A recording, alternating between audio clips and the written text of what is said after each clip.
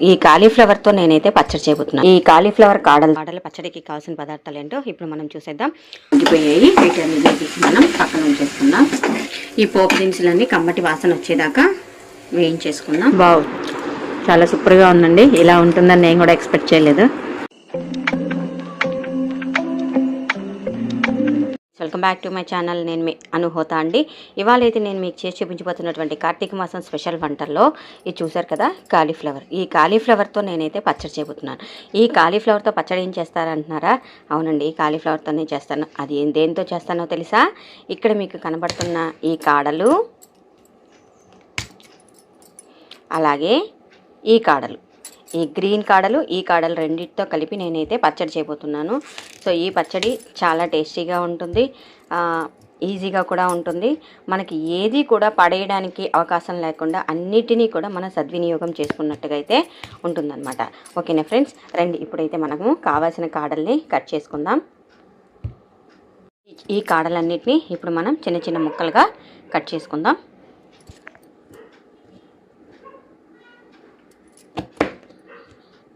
So ఇవ్వండి మనం cut చేసుకున్న కాడలు. మీకు ఈ కాడలతో ఇంతకుముందు కూడా నేను ఒక రెసిపీ చేసి ఉంచానండి. ఆ రెసిపీని మీరైతే ఈ వీడియోలో చూడొచ్చు. కాలీఫ్లవర్ కాడలతో మసాలా కూర అయితే వండాను. సో ఆ మసాలా కూర రెసిపీ యొక్క లింక్ కూడా నేను డిస్క్రిప్షన్లో ఇస్తానండి. సో ఇప్పుడైతే మనం ఈ కాలీఫ్లవర్ కాడలతో పచ్చడి అయితే చేసేసుకుందాం. టిఫిన్లోకి మరియు అన్నంలోకి రెండింటిలోకి కూడా బాగుంటుంది.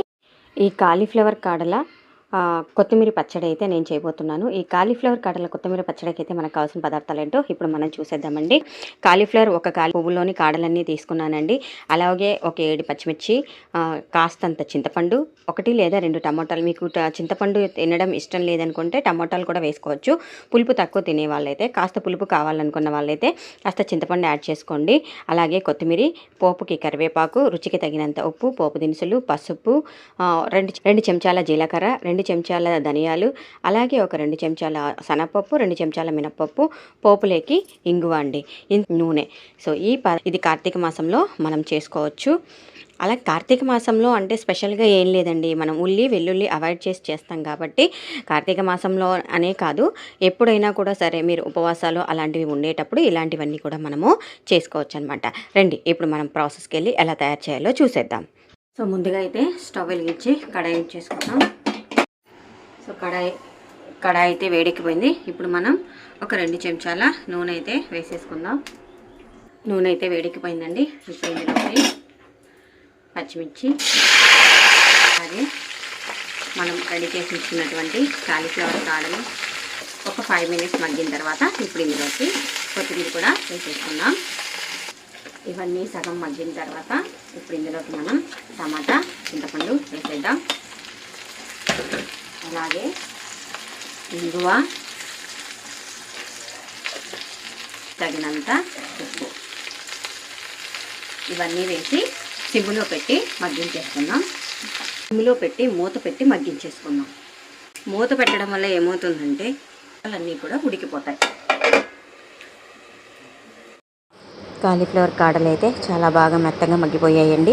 ఇప్పుడు వీటన్నిటిని మనం ఒక పక్కన పల్లెంలోకి తీసుకొని చల్లారి పెట్టేసుకున్నాం. ఈ లోపుగా మనం ఏం చేస్తామంటే పోపు దినుసులన్నీ కూడా రెడీ చేసుకుందాం. ఇది చల్లారినటువంటి దాన్ని పక్కకు తీసేసుకుందాం.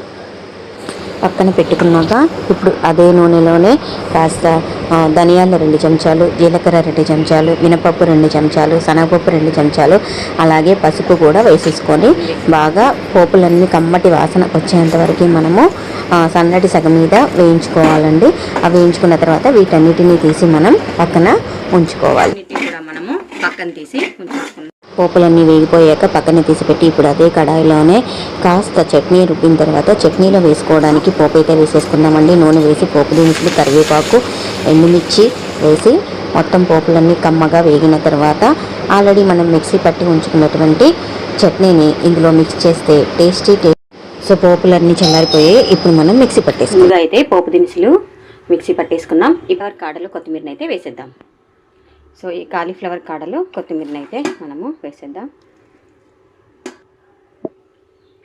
సో పచ్చడి అయితే రెడీ అయిపోయింది. ఇప్పుడు మనం దీన్ని తీసి ఒక సర్వింగ్ బౌల్లో వేసుకొని పోపు వేసేసుకుంటే అయిపోతుంది. ఈ పచ్చడి అన్నంలోకి, టిఫిన్స్లోకి, అన్నిట్లోకి కూడా చాలా బాగుంటుంది. ఒకసారి మీరు కూడా ఈ ఈ పచ్చడిని ట్రై చేసి ఎలా వచ్చిందో ఏంటో కామెంట్ రూపంలో కామెంట్ అయితే చేయండి. లేదా మీరు ఒకవేళ ఇలాంటి పచ్చడి కనుక చేశారో అది కూడా ఒకసారి నాకు కామెంట్ పెడితే నేను దాన్ని ట్రై చేసుకుని నేర్చుకోవడానికి అయితే ట్రై చేస్తాను.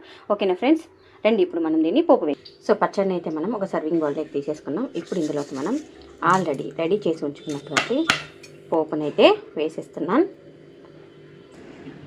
చూసారు కదా, కాలీఫ్లవర్ కాడల కొత్తిమీర పచ్చడి అయితే రెడీ అయిపోయింది. సో నేను ఫ్లవర్ కాడలు కొత్తిమీర పచ్చడిని అయితే నేను ఇప్పుడు అన్నంలో తినబోతున్నాను. సో ఎలా ఉందో ఏంటో చూసేద్దాం.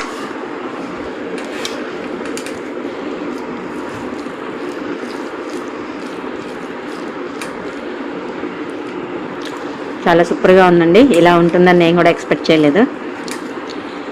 ఓకే, నేను చేస్తున్న రెసిపీస్ కనుక మీకు నచ్చినట్టయితే నా వీడియోస్ని లైక్ చేయండి, షేర్ చేయండి, కామెంట్ చేయండి అండ్ సబ్స్క్రైబ్ కూడా చేయండి. Thank you for watching friends. Bye.